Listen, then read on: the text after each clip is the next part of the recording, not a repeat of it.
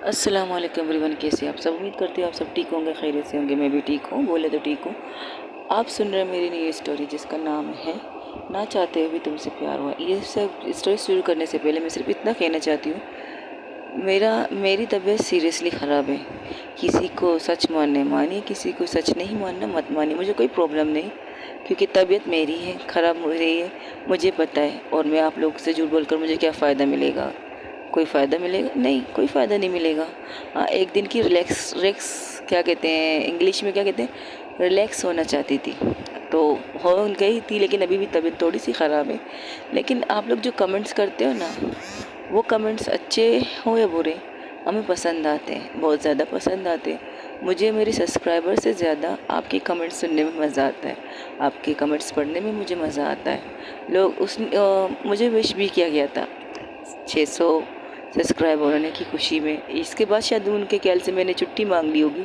बिल्कुल नहीं, मेरी तबीयत बिल्कुल भी ठीक नहीं है, सर में भी शदीद दर्द है और ज़ुकाम का हाल तो वही है जो चल रहा है। लेकिन गाइज़, हम आपसे सिर्फ इतना कहते हैं, हम आपसे झूठ बोलेंगे, आपसे झूठ बोल सकते हैं, लेकिन जो हमारे ऊपर जो बैठा है ना, ऊपर वाला जो हमारी सारी चीज़ें देख रहा है, उससे कैसे झूठ बोल सकते हैं? अब आप समझदार हो कि अगर मैं उनका नाम लेकर कह रही हूँ कि मेरी तबीयत ठीक नहीं है, तो मेरी तबीयत ठीक नहीं है। ओके गाइज़, और स्टोरी की तरफ चलते हैं। आप सुन रहे हैं मेरी न्यू स्टोरी जिसका नाम है ना चाहते हैं भी तुमसे प्यार हुआ। चलिए स्टोरी की तरफ बढ़ते हैं, जहाँ से छोड़ा था वहीं से स्टार्ट करते हैं। जहाँ पर परिणीता बड़ी मुश्किल से कनिष्का को सुला देती है। वो सो चुकी थी, मेडिकल दवाइयों से वो तो सो चुकी थी, लेकिन जिस कंडीशन में वो सोई थी उस कंडीशन से ठीक करके उसे सुला चुकी थी। अब उसके सोते का फ़ायदा उठा के कनिष्का से बात कर रही थी। जब तुम जागती हो ना, मुझे तुमसे डर लगता है, बहुत ज़्यादा डर लगता है। ऐसा लगता है कि अभी तुम मुझे कहाँ जाओगी। लेकिन जब तुम सोती हो ना, बिल्कुल प्यारी सी बच्ची लगती है, एक मासूम सी बच्ची। तुम्हें लगता क्यों है रंग रूप? क्यों क्यों तुम रंग रूप के पीछे पड़ रही हो? रंग ऊपर वाले ने दिया है, हाइट ऊपर वाले ने दिया है, सब कुछ ऊपर वाले ने दिया, फिर क्यों हम उस चीज़ का शुक्र अदा नहीं करते? जो हमें मिला है वो भी तो बहुत अच्छी चीज़ है। हमारे हाथ पाँव सलामत है, हमारे हाथ सलामत है, हमारे पैर सलामत है, और क्या चाहिए हमें? और कुछ भी नहीं चाहिए हमें, बिल्कुल भी कुछ नहीं चाहिए हमें।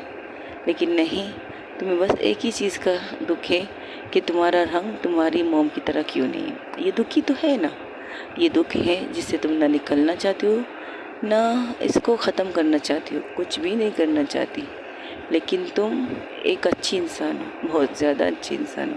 अगर तुम बुरी होती ना, तो तुम आज तक अपने इस घर को एक साथ ना रखती। अगर तुम बुरी होती तो तुम दादाजी के कहने पर नहीं रुकती, तुम खुद से वो सारे फैसले करती। तुम उन्हें डर के मार के भी इन घर से निकाल सकती थी, क्योंकि तुम्हारे पास वो सारी पावर है और पावर का इस्तेमाल भी तुम कर सकती थी, लेकिन तुमने किया नहीं।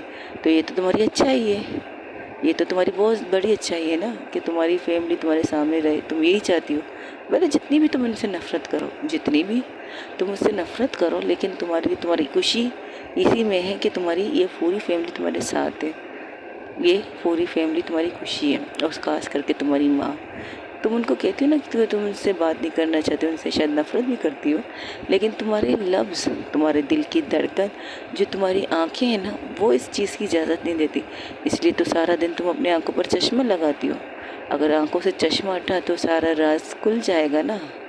इसलिए कि तुम अपनी मोम से बेतहाशा प्यार करती हो। अगर तुम चाहती तो शुरू से, स्टार्टिंग से उन्हें अपने आप से अलग कर देती। जो हादसा तुम्हारे साथ हुआ उससे तुम्हें नफ़रत हो गई थी, तुम्हारे मोम से और अपनी फैमिली से। हाँ, होनी भी चाहिए, ये तो सही बात है, लेकिन उन्हें घर से नहीं निकाला, बिजनेस स्टार्ट किया, लाइफ अच्छी गुजारी, अपने बलबूते पर खड़ी हुई। लेकिन जब तुम्हें पता चला तुम्हारे पापा सब कुछ ख़त्म हो चुके, फिर भी तुमने अपने पापा के बिज़नेस को टेक ओवर किया। क्यों? बर्बाद होने देते ना, हो जाते, जब रोड पे आ जाते। तुम्हें इससे कोई प्रॉब्लम नहीं होनी चाहिए, लेकिन नहीं, तुमने ये चीज़ बर्दाश्त नहीं कि तुम्हारी फैमिली दर बदर की ठोकर खाए। इसलिए जो तुम्हारा खुद का बिज़नेस था, जो तुम्हारे बाबा का कोई भी एक रुपया नहीं लगा था, उस बिज़नेस को तुमने अपने बाबा के बिज़नेस के साथ मिला दिया और इस तरह से उसे कनिष्का एम्पायर बना दिया। सोच अच्छी थी तुम्हारी। अब तुम्हें पता है तुम्हारे डैड को सारी प्रॉपर्टी उनके पास है, वो चाहे वो अलग भी हो सकते हैं, लेकिन वो अलग नहीं होते सिर्फ तुम्हारी वजह से, ये भी सच है।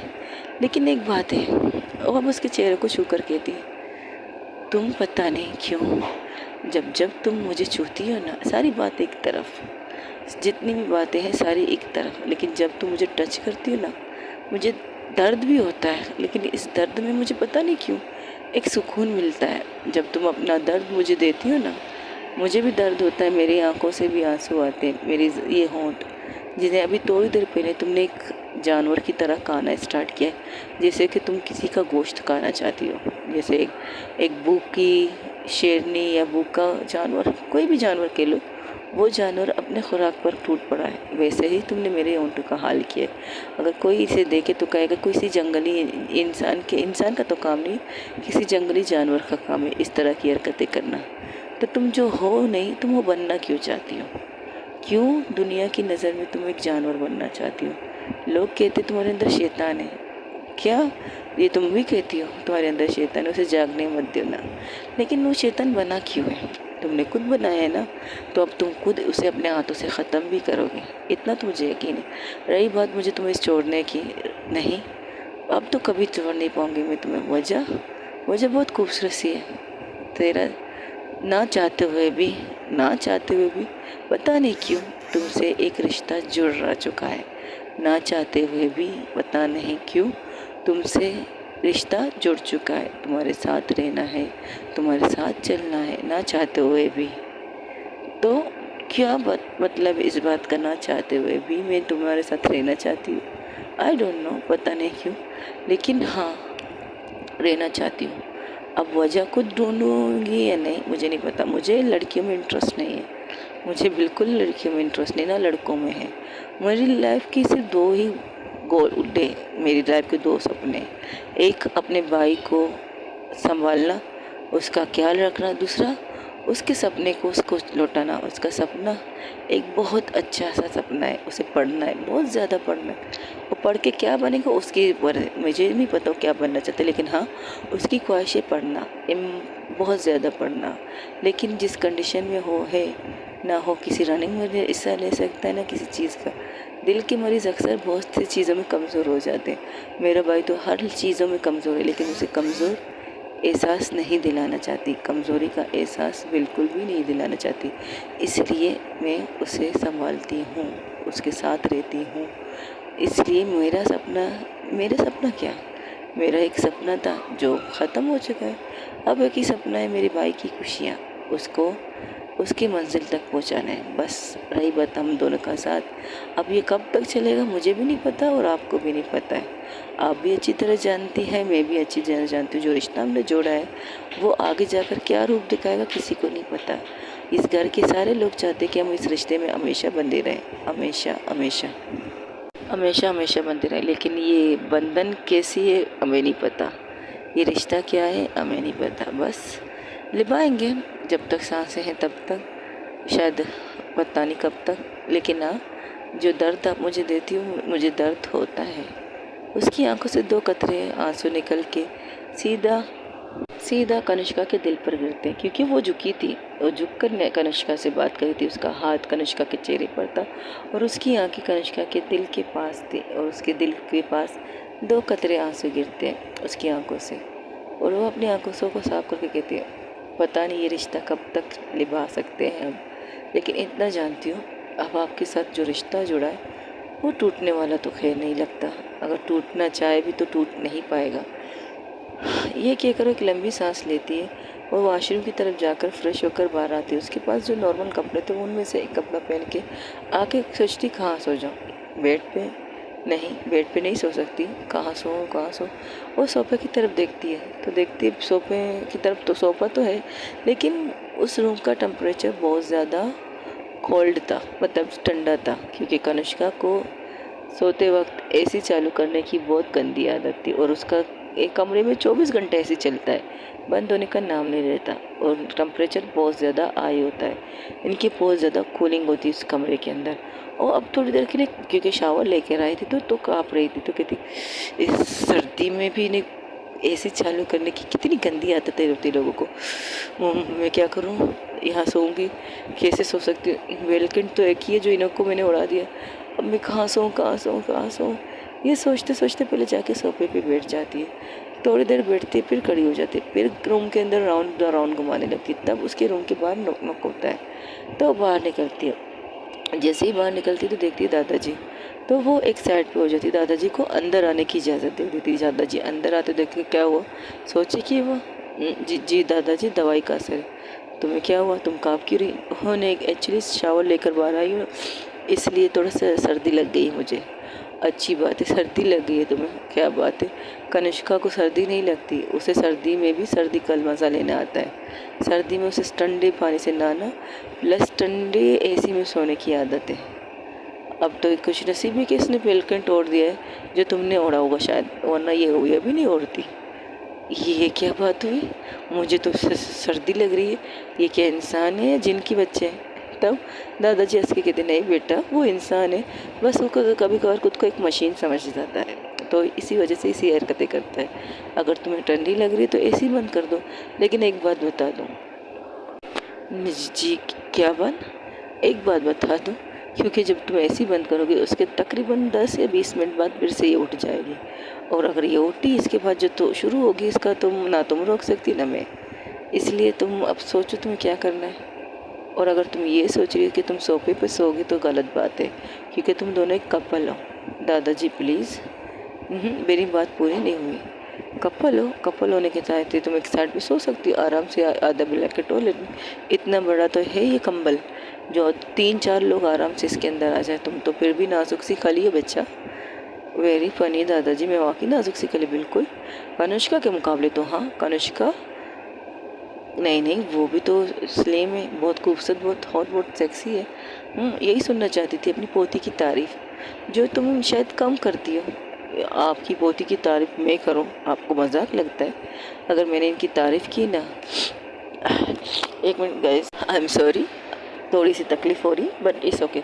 हाँ, तो क्या कह रही थी मैं, आपकी पोती की अगर मैंने तारीफ़ की ना, वो कच्चा खा जाएगी मुझे। वो खुद को बुरा दिखाना चाहती है और उसकी तारीफ़ करवाना चाहती है। क्या बात है दादाजी, सीरियसली? आज तुम मेरी पोती के बारे में सब कुछ जान चुकी हो, सब कुछ। वो किस तरह की रिएक्ट करती है, किस तरह की वो क्यों बनी है, सब कुछ। मेरी पोती अब तुम्हारे सामने खुली किताब बन चुकी है। वो तुम्हें हर्ट भी करेगी, तुम्हें तकलीफ़ भी देगी, लेकिन तुम्हें उसे संभालना होगा। संभालने की वजह मुझे नहीं पता, बस मुझे ऐसा लगता है कि मेरी पोती की ज़िंदगी की सबसे पहली रोशनी की किरण तुम बन के आई उसकी लाइफ में। उसे अंधेरे से प्यार है, अब तुम उसे अंधेरे से रोशनी की तरफ लाने वाली कड़ी लग रही हो मुझे। और शायद हाँ, ये सच है, मुझे ऐसा ही लगता है कि मेरी पोती को जो अंधेरी दुनिया की खुद को रानी समझती है, अब उसे रोशनी की राजकुमारी बनाना पड़ेगा तुम्हें। आपको लगता है आप इतनी बड़ी जिम्मेदारी मुझ पे दे रहे हैं कि मैं इस पर पूरी उतरूँगी? हाँ, यकीन है, बिल्कुल यकीन है, 100% यकीन है कि तुम इस जिम्मेदारी पर पूरी उतरोगे, क्योंकि मैंने अपनी पोती की लाइफ में कभी किसी को नहीं देखा है। आज तक जितने भी लोग आए उसकी लाइफ में तो कोई टिकता नहीं। फर्स्ट टाइम, पहली बार आगजा उनकी लाइफ में कोई आया भी, ज़बरदस्ती लाया हूँ मैं, क्योंकि कई दफ़ा मैंने कोशिश की वो शादी कर ले, किसी से भी कर ले, अगर अपनी पसंद है अपनी पसंद से कर ले या मेरी पसंद से कर ले, लेकिन हर बार कोई ना कोई तड़का करके वो अपने आप को बचा लेती। इस दफ़ा मैंने ज़िद की थी, अगर उसे कोई लड़की पसंद है तो कर ले। तो आपको पता था आपकी पोती को लड़की पसंद है? हाँ, शुरू से पता था। एक्चुअली मैं ही वो फर्स्ट इंसान हूँ जिससे मैं पता था कि उनकी पोती कनिष्का को क्या पसंद है। अब जैसे मुझे ये पता है कि मेरी अंजलि को लड़कियाँ पसंद है। क्या वो लड़की के साथ, हाँ, मेरी पोती लड़की को डेट कर रही। कौन है वो? ये एक सरप्राइज़ है, या ये कह सकती है बहुत बड़ा बॉम्ब है जो कभी भी फट सकता है, और उसके फटने के बाद क्या होगा मुझे नहीं पता। आप लोगों को इस चीज़ से कोई प्रॉब्लम नहीं कि आपकी दोनों पोतियों ने लड़कियाँ ही पसंद की? नहीं, मुझे तो कोई प्रॉब्लम नहीं, बल्कि मैं खुश हूँ कि मेरी पोतियों की लाइफ में उनकी पसंद की चीज़ें हो रही हैं। हम वो लोग पेरेंट्स नहीं है, हम वो बूढ़े इंसान नहीं जो ये कहे नहीं, अपनी शान के खिलाफ हम तुम्हें ये बर्दाश्त नहीं कर सकते, तुमने एक लड़की को पसंद की है, वो नहीं, बिल्कुल भी नहीं। आज जो जनरेशन देख रहे हैं, जो चल रहा है आजकल, जो चीज़ें हो रही हैं वो तरक्की कर चुकी है, और इस चीज़ की तरक्की है कि हमारे बच्चों की खुशी। सबसे पहले हमारी बच्चों की खुशी आती है हमारे लिए, फिर बाद में आती है दुनियादारी, सब कुछ बिल्कुल बाद में आती है। अगर जब हम अपने बच्चों को खुश नहीं रख सकते तो फ़ायदा क्या इतनी दौलत इतने पैसों का। अगर जब उनकी खुशी हम उन्हें ना लुटाए, अगर उनकी खुशी एक इंसान से, चाहे वो लड़की हो तो एक्सेप्ट, अच्छा कल को आपका पोता कि ये कहेगा कि उसे लड़की पसंद है तो क्या आप एक्सेप्ट कर लेंगे? तब की तब देखा जाएगा। फ़िलहाल तो मुझे इतना पता है मेरे जितने भी पोते हैं उन्हें लड़कियां नहीं पसंद, लड़कियां पसंद है, लड़के नहीं। अगर होता तो अब तक तो तकरीबन 1-2 को तो हो जाता, जैसे कि तुम्हारे सामने है मेरा बड़ा बेटा, मेरे बड़े बेटे का बेटा सुजल, उसकी एक वाइफ है, वो अपनी वाइफ से खुश है। और मेरे बड़े बेटे के छोटा बेटा अरमान, उसे अभी तक लड़कियों के साथ डेट करने में बहुत माहिर है। हर एक दिन इसे एक नई गर्लफ्रेंड की ज़रूरत होती है। गर्लफ्रेंड ऐसे ही उसके साथ घूमना फिरना, हंसना बैठना, गाना, बस उसके साथ। इससे ज़्यादा अभी तक वो कुछ किया नहीं, क्योंकि हम हो दादा भी नहीं है जो अपने पोतों को आज़ादी दे, उनके ऊपर नज़र न रखे। हमें हर चीज़ की खबर, हर पल पल की खबर होती है कि हमारा बेटा कहाँ जा रहा है, क्या कर रहा है, किससे मिल रहा है, एवरीथिंग हम सब कुछ जानते हैं। तो ये होती है रिश्ते, ये होती है बड़ों की नज़रें। ओके, ये तो होती है बड़ों की नज़रें, समझ गए आप। यानी कि घर में बैठकर भी आपको सबके बारे में पता है? बिल्कुल पता है, क्योंकि हमें पता लगाना पड़ता है। कि हमें पता लगाना इसलिए पड़ता है कि हमारे बच्चे कई गलत रास्ते पर ना चले, कई गलत संगत में ना पड़े, कई गलत डिसीजन ना ले, किसी लड़की की लाइफ को बर्बाद ना करे। इसलिए हमें सारी चीज़ों का पता रखना पड़ता है। सो ये होती है सच्चाई। अब बताओ, आप अंदर तो आ चुके, आपको कुछ चाहिए? क्योंकि ये तो सो चुके हैं। मुझे बस इसे देखना था, एक नज़र। ये कहकर वो कनिष्का के बेड की तरफ जाते हो कहते हो, लो इन्हीं कपड़ों में सो गई, अब मैं ये कपड़े चेंज तो नहीं कर सकती। बहुत मुश्किल से इनका कोट, इनका टाई, इनकी शूज़ निकाली है मैंने, और dressing I know, I hope मुझसे नहीं हो सकता, बहुत मुश्किल है। ओके कोई बात नहीं, मेरी पोती तुम्हारे कपड़े आराम से चेंज कर सकती है, इतना यकीन है मुझे। कि ये क्या कह रहे हैं आप? वो मेरे कपड़े क्यों चेंज करेंगी? अरे बाबा बस मैं एक मिसाल दे रहा हूँ, वो ले लो ना, क्यों सीरियस हो रही है बच्चा? ज़रूरी नहीं तो उसके लिए तुम्हें बीमार पड़ना पड़ेगा, तुम्हारे साथ कोई हादसा होना पड़ेगा, तब कहीं जाकर मेरी पोती तुम्हारे कपड़े चेंज कर सकती। ऐसे कैसे? तुम क्या सोच रही है बच्चा? नहीं, मैं बस ऐसे कह रही थी। आप कुछ ज़्यादा ही सोच रहे। मैं नहीं, तुम ज़्यादा सोच रही हो। ये क्या करो, कनिष्का के माथे पर प्यार करके कहते, ठीक हो जा प्लीज़, ठीक हो जा, खुद को ठीक रखो और हमारी फैमिली को। मुझे पता है कि मैंने तुम्हारे साथ गलत होते हुए देखा है, बहुत ज़्यादा गलती मेरी भी है, मेरी ही भी गलती है कि मैंने आंखें बंद की थी इस चीज़ के लिए। अगर मैं चाहता उसी वक्त वो सारी चीज़ें रोक सकता था, लेकिन क्या कर सकते। कहते ना कि बच्चों के बच्चे जब होते हैं ना तो उनकी ज़िम्मेदारी उनके पेरेंट्स की होती है। शायद मैंने यही सोचा था कि वो माँ बाप है, वो समझ जाएंगे, लेकिन यहाँ पर मेरी गलती हो गई। इसके लिए मैं हाथ जोड़कर भी तुमसे माफ़ी मांगूँ ना तो मैं चोटा नहीं खिला सकता। मैं माफ़ी मांगने के लिए भी तैयार हूँ, क्योंकि मुझे पता है मेरी गलती है, मेरी ही गलती थी। बस तुम्हें नॉर्मल देखना चाहता हूँ, एक नॉर्मल बच्ची की तरह, जो तुम बचपन में थी, जो शरारतें तुम करती थी, जो हंसी मजाक करते थे। उस हादसे के बाद तुमने वो सारी चीज़ें बंद कर दी, लेकिन आज जो उस हादसे के बारे में सबको पता चल गया, और पूजा अपने आप को ब्लेम कर रही है कि उसने आज अगर बहनों ने का हक अदा किया होता तो तुम्हारे साथ ये नहीं होता।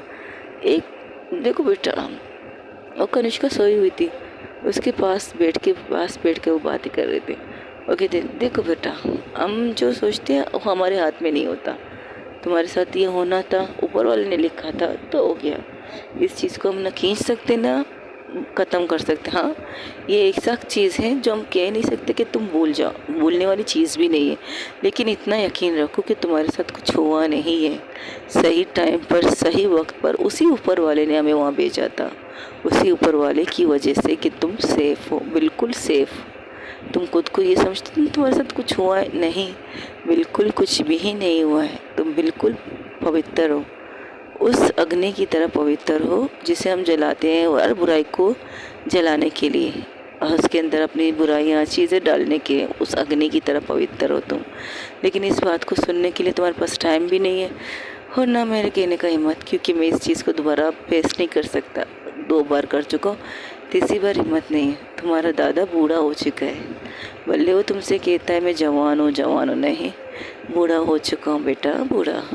अपने इस दादा पर थोड़ा सा तरस खाओ। जितनी भी ज़िंदगी बची है मैं अपनी पूरी फैमिली को एक साथ देखना चाहता हूँ, एक साथ। मेरी कनिष्का जो अपनी मम्मा से इतनी मोहब्बत करती है ना, जिनके हर जन्मदिन पर सबसे पहले रात हो के 12 बजे उसके रूम में जाके उनको, शायद अब ये वक्त ना, ये हालात ऐसे हैं कि तुम्हें मैं दोबारा वैसी कनिष्का के रूप में देख सकती हूँ, जिसने इतने मार खाने के बावजूद भी अपनी माँ से प्यार करना नहीं छोड़ा था, जितने इतनी डांट खाने के बावजूद भी अपनी माँ से ये नहीं कहा था कि आप मुझसे इतनी नफरत क्यों करती हो। वजह तो वो जानती थी, कनिष्का अपनी माँ की वजह जानती थी कि उनको उसका रंग पसंद नहीं है। उसके रंग रूप की वजह से कनिष्का की मम्मा कनिष्का के पास नहीं आती, वजह जानती थी। लेकिन कभी भी उसने कभी सवाल नहीं उठाया था। लेकिन उस हादसे ने मेरी कनिष्का को बदल दिया। जो लड़की अपनी माँ के सामने आंखें उठा के उन्हें देखती नहीं थी, अब वो बच्ची अपनी माँ की आंखों में आंखें डालकर उनके साथ कड़वी बातें करती है, एक ज़ेर वाली बातें करती है अपनी माँ के सामने। ऐसे ज़ेर जिसे हम निकाल भी नहीं सकते, ऐसे ज़ेर पिला रही हो तुम बेटा, अपने अंदर भी और अपनी फैमिली के अंदर भी। तुम्हारी बहन भाइयों से गलतियाँ हुई थी, बचपन में हुई थी। बचपन में बच्चे कोई नहीं शरारत नहीं करता, सभी करते।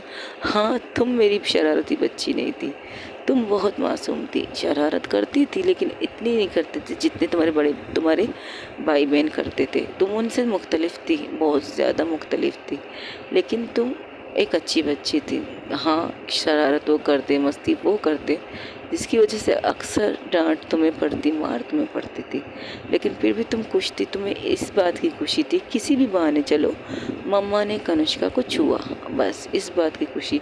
अक्सर जब तुम्हारी माँ तुम्हें थप्पड़ मारती थी ना, तो तुम्हें हरे आंखों से आंसू नहीं आते थे, तुम्हारे चेहरे पर एक स्माइल आती थी, वो हंसी और खूबसूरत सी स्माइल। मैं देखकर हैरान था, इसलिए मैं कुछ कहता नहीं था, खामोश था, सिर्फ तुम्हारी स्माइल की वजह से। एक दफ़ा मैंने तुमसे पूछा भी था ना, तुम्हारी मम्मा तुम्हें मारती है, तुम स्माइल क्यों करते? तो तुमने सिर्फ इतना कहा था, कनिष्का की मम्मा कनिष्का को छू रही थी, इसलिए मम्मा ने मारा थोड़ी, मम्मा ने कनिष्का को छुआ था, बस इतना कहकर तुम हंस के वहाँ से भाग जाती थी खेलने के लिए। तुम्हारे साथ खेलता कोई नहीं था, कोई भी नहीं खेलता था। हालांकि तुम्हारे पैदाइश के 2.5 साल बाद सबके सब हुए, सारे बच्चे हुए, लेकिन कोई तुम्हारे साथ नहीं खेलता था। अक्सर तुम्हें ये शिकायत लेकर मेरे पास आती थी, दादू मेरे साथ कोई नहीं खेलता, और मैं तुम्हें कहती थी कोई बात नहीं, अगर कोई खेले ना खेले, लेकिन कनिष्का के दादाजी कनिष्का के साथ खेलेंगे। इस तरह हमारी दोस्ती हुई थी, इस तरह से हम बेस्ट फ्रेंड बने थे। अच्छी अच्छी बातें करना, अच्छी अच्छी चीज़ें कहना, एक दूसरे से बासी मजाक करना, और तुम्हारी अपनी मम्मा की हाथ के खाने खाने की ख्वाहिश रखना, जिसे तुम मेरे सरिए पूरा करते थे। दादू मम्मा से कहो ना आज मम्मा ये बनाए, तो मैं एक ससुर के नाते अपने बहू को हुक्म दे देता कि अगर मैं कहता कनिष्का को चाहिए, तो मुझे पता है तुम्हारी मम्मा नहीं बनाती, और तुम्हें भी पता है कि तुम्हारी मम्मा नहीं बनाती, लेकिन तुम फिर भी मुझसे कहते थे। यानी कि एक ससुर जी अपने बहू से फरमाइश करते थे और वो फरमाइश उसकी बहू पूरी करती थी। ऐसा था ना कनिष्का? तो फिर से वैसी बन जाओ, फिर से मुझसे कहो ना कि दादाजी मम्मा से कहो, ये अब से लेकर आज से को इतने साल हो चुके हैं, उस हादसे को अब तक तुम भूली नहीं हो, और अब तक तुमने आज तक अपनी मम्मा के हाथ का खाना खाना तक छोड़ दिया है। तुम्हारे सामने तुम्हारी मम्मा अलग अलग डिशेस रखते, तुम्हारी पसंद की चीज़ें रखे, तब तुम उन्हें छूती तक नहीं, उल्टा उन्हें नुकसान कर देती हो। डाइनिंग टेबल से उसको पूरी तरह से डाइनिंग टेबल से पूरी चीज़ें नीचे गिरा देती हो। बहुत इसी तरह करती हो तुम, इसी तरह करती हो ताकि तुम्हें नाराज़गी सबको पता चल जाए। लेकिन बेटा, ये नाराज़गी क्यों? जो हुआ सो हुआ, ये भी नहीं कह सकती मिट्टी डालो उस बात को, नहीं कह सकती ना बच्चा। जैसे पहले कहा है, अब भी कहती हूँ, ये बात मामूली तो नहीं है कि हमारे साथ जो हुआ वो हम भूल जाए, लेकिन इसे ज़िंदगी के साथ चला नहीं सकते। हम अलग अलग लोग मिलेंगे, अलग अलग मुसाफिर मिलेंगे, अलग अलग हमारे सफ़र होंगे। तो आगे बढ़ना चाहिए, ना कि बार बार पीछे पलट के अपने पीछे अतीत को याद करना चाहिए। प्लीज़ कनिष्का, वैसे ही बन जाओ जो तुम पहली थी। ये कहकर उसके माथे पर प्यार करके उठ जाते। वो कहते, दादाजी के भी आंखों में आंसू थे, वहाँ खड़ी परिणीता की भी आंखों में आंसू थे। और दादाजी जब पलट के परिणीता को देखे कहते, अरे तुम क्यों रो रही हो? ये रोने का किरदार मेरा है। इस उम्र में मैं बूढ़ा हो चुका ना तो रो सकता, तुम जवान हो, तुम्हें रोने की ज़रूरत नहीं है। और शायद कनिष्का को तुम्हारी आंखों में आंसू पसंद ना हो, इसलिए रोया मत करो। मेरी पोती की खुशी हो तुम, अपने साथ उसकी ज़िंदगी में खुश रहो। अपने साथ मेरी पोती की ज़िंदगी में खुश रहो तुम, यही दुआ है मेरी पोती को हमेशा हमेशा खुश रखना। और मुझे पता है, मुझे यकीन भी है, तुम मेरी बेटी को, मेरी पोती को अंधेरे से निकाल कर रोशनी की से मोहब्बत करवा दोगी। जिस दिन उसने तुम्हें एक्सेप्ट कर ली ना, दिल से, दिल की गहराइयों से, उस दिन वो सब कुछ एक्सेप्ट कर लेगी। आप कुछ अच्छी ज़्यादा मजाक नहीं कर रहे थे दादाजी कि आपकी पोती को मैं पसंद आऊँगी? सीरियसली, जिन्हें अपनी मम्मा से नफरत है, जिन्हें खूबसूरत चीज़ों से नफरत है, जिनको खूबसूरती से नफरत है, आप वैसी खूबसूरत लड़की को उसकी ज़िंदगी में लाना चाहते। ये कहते खूबसूरती से नफरत, और मुझे खुद की खूबसूरती से नफरत है। हम खूबसूरत होकर भी हमारा क्या फ़ायदा? लोग हमें कैश करना चाहते हैं, हमारे साथ रात गुजारना चाहते हैं। ऐसी खूबसूरती का फ़ायदा क्या? अगर खूबसूरती भी हो ना, तो पैसे वालों के घर पे होनी चाहिए, गरीब मिडिल क्लास लोगों के घर पे नहीं होनी चाहिए। अगर मिडिल क्लास और गरीब के घरों में हो गई ना खूबसूरती, तो वहाँ पर जानवरों की कमी नहीं होनी चीर फाड़ खाने के लिए।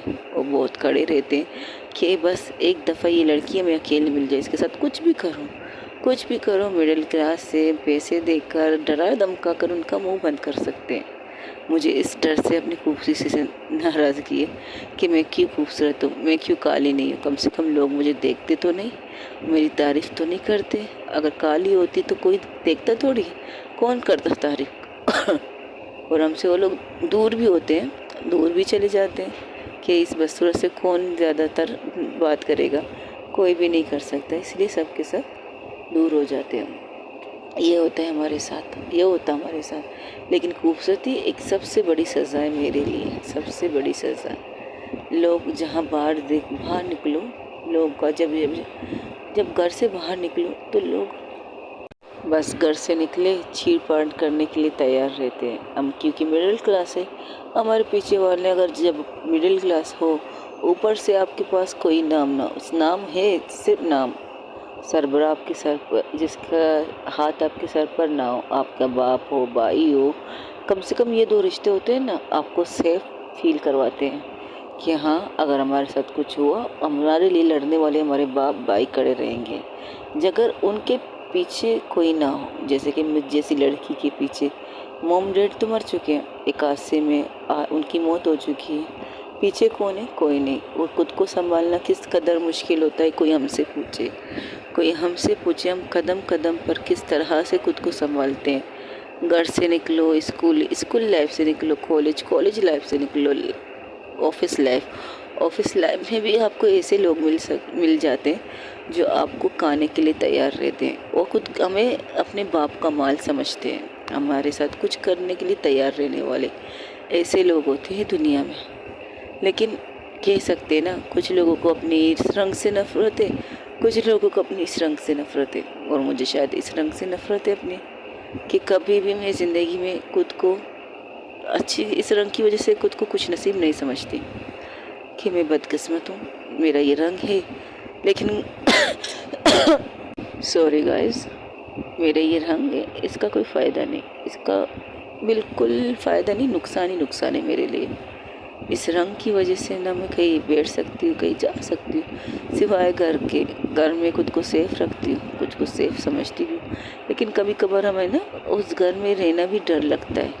अगर सो गए रात को, मुझे नींद नहीं आती दादाजी, और कनिष्का परिणीता दादाजी की तरफ देख कर कहती, रात को मुझे नींद नहीं आती, इस डर से नींद नहीं आती कि अगर मैं सो गई कि मेरे घर में कोई घुस के ना जाए, अगर कोई घुस के आ गया मेरे साथ कुछ कर न ले, इस डर से मैं कभी सुकून से नहीं सोई हूँ, बिल्कुल भी नहीं सोई सुकून से। आज तक मुझे नहीं पता कि सुकून किस चिड़िया का नाम है, किस चीज़ का नाम है सुकून।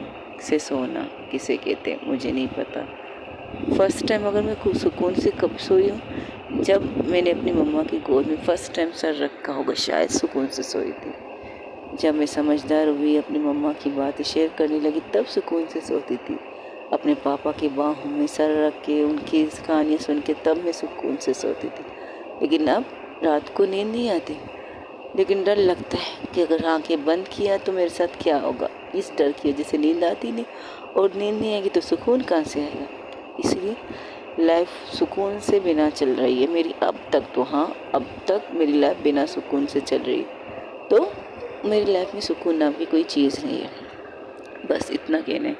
रही बात कनिष्का की, उनसे शादी एक वजह आपको पता है, मेरा भाई है, उसकी इलाज थी।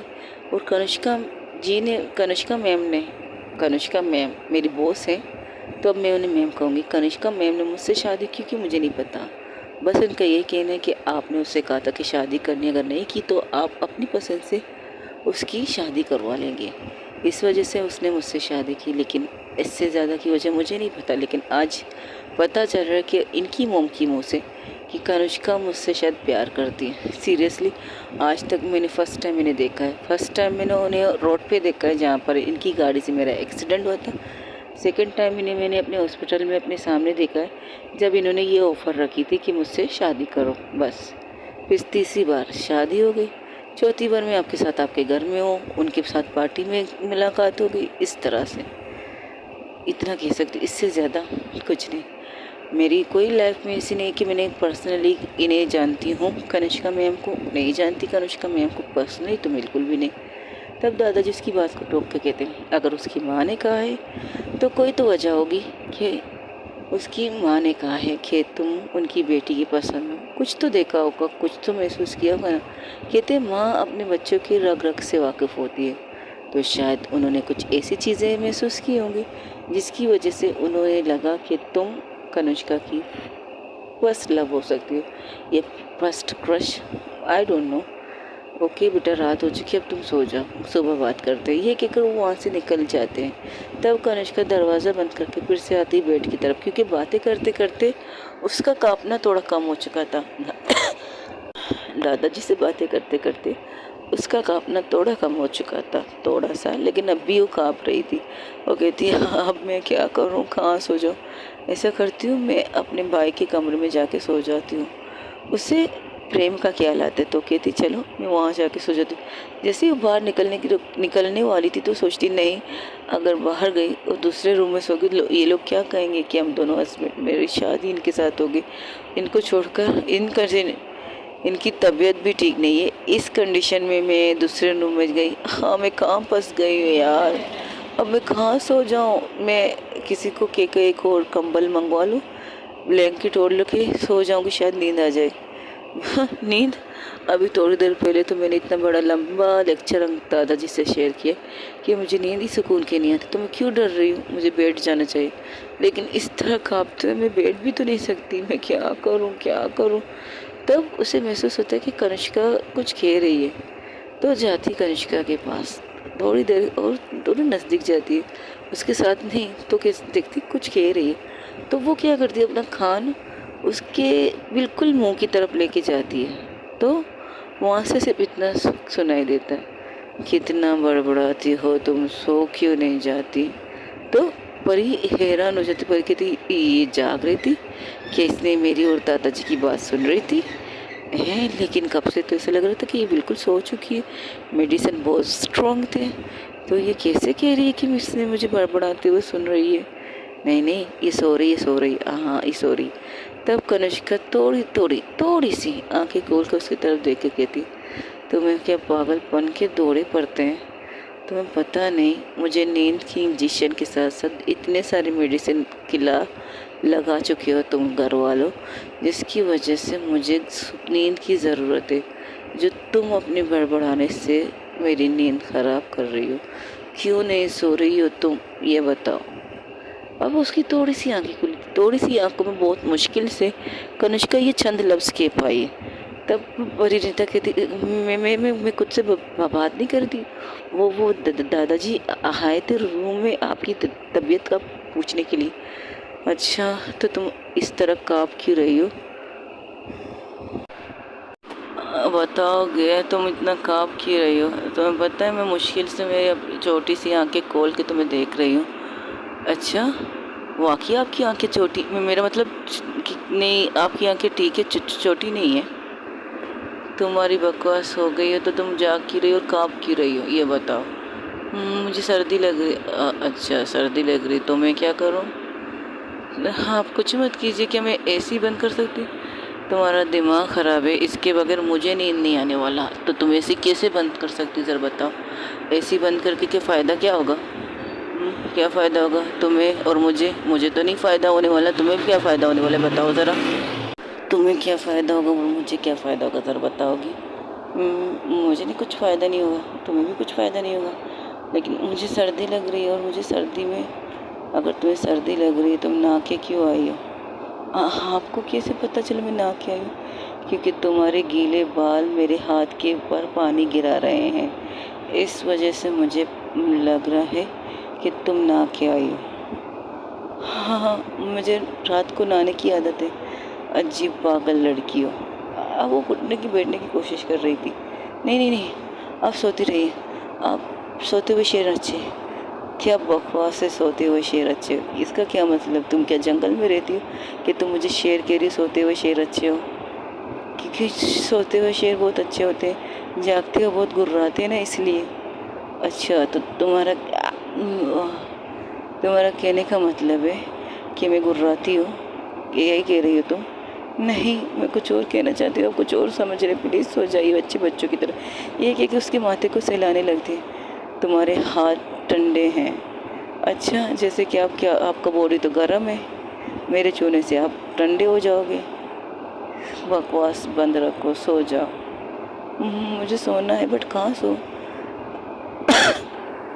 मेरे सर पे सो जाओ, मेरे सर पे सो जाओ, ठीक है? आके बैठो यहाँ पे, यहाँ मेरे सर पे सो जाओ। अपने सर पर हाथ रख के कहती हूँ, मैं यहाँ कैसे सो सकती हूँ? कनिष्का को अब दिमाग ख़राब है। सीरियसली तुम मेरी नींद ख़राब करके तुम्हारी बकवास सुन रही हूँ मैं? तुम्हें मजाक लग रहा है क्या? मुझे नींद की शदीद ज़रूरत है। हाँ हाँ, तो सो जाइए ना। मैं नहीं सोती ना, इसलिए। क्योंकि तुम्हें बीमारी है ना सोने की? हाँ, यही समझ लीजिए, मुझे बहुत बड़ी बीमारी है ना सोने की। मुझे नींद नहीं आती, मुश्किल से आती है। अच्छा, ये क्या करो कि अपना ब्लैंकेट एक साइड में करती और उसे खींच कर अपने ऊपर ले लेती। कनिष्का परिणीता को खींच कर पूरी तरह से अपने ऊपर लेते कहती, चुप, एकदम चुप। अगर मुझे सोना है तो तुम्हें सोना पड़ेगा, और तुम्हारे सोने के लिए मुझे तुम्हें सुलाना पड़ेगा, और तुम सोगी। अगर तुमने ज़्यादा चूचा किया ना तो मैं कनिष्का बन के तुम्हारे काटूंगी। आपको कोई काम धंधा नहीं है? अब सारा दिन काटने के लिए बात करते रहते हो, और काट काट कर मेरे होंठों को क्या हाल कर दिया। पता है किस तरह शर्म आ रही थी मुझे दादाजी के सामने? और तो अच्छा है मैंने दुपट्टा लिया था, दुपट्टे से मैंने अपने होंठों को छुपा रखा था। अच्छा, क्यों क्यों छुपा रखा था? उन्हें भी तो पता चलना चाहिए कि तुम किसकी बीवी हो। तुम कनिष्का की बीवी हो, और कनिष्का इसी तरह करती है, समझी तुम? अब चुपचाप सो जाओ, इससे पहले मेरा दिमाग किसका ना मैं कुछ और कर सकती हूँ, और मुझे नींद बहुत आ रही। पर मुझे नींद नहीं आ रही ना। आप सोचिए, मैं वहाँ उस कोने में बैठ जाऊँगी और सोफे की तरफ इशारा करती, तो कनिष्का क्या करती है? उसे नीचे करके खुद उसके ऊपर आ जाती, कहती चुप, एकदम चुप। अब तुम पीली ना, तो सोचना मैं तुम्हारे साथ क्या कर सकती हूँ, इसलिए खामोशी से सो जाओ। अगर तुम्हें मेरे ऊपर नहीं तो मैं तुम्हारे ऊपर सोने के लिए तैयार हूँ, लेकिन सो जाओ, मुझे नींद आ रही है। तुम्हें सोने की ज़रूरत है और मुझे भी सोने की ज़रूरत है, इसलिए सोने की तैयारी करो। पर मैं ऐसे कैसे सो सकती हूँ? आप ऐसे कैसे सो सकते हो? क्यों, तुम ऐसे कैसे सो नहीं सकती? बताओ क्या हुआ? मेरा वज़न ज़्यादा है, यही समझ लीजिए, आपको वज़न ज़्यादा है। तो ठीक है, मैं नीचे हो जाती, तुम ऊपर आके सो जाना, लेकिन सोना तुम्हें यहीं पर है, मेरे ऊपर है। अगर तुमने ज़्यादा चूछा किया ना तो मैं कुछ भी करूँगी। इस वक्त मैं नींद में हूँ, मुझे नींद की ज़रूरत है।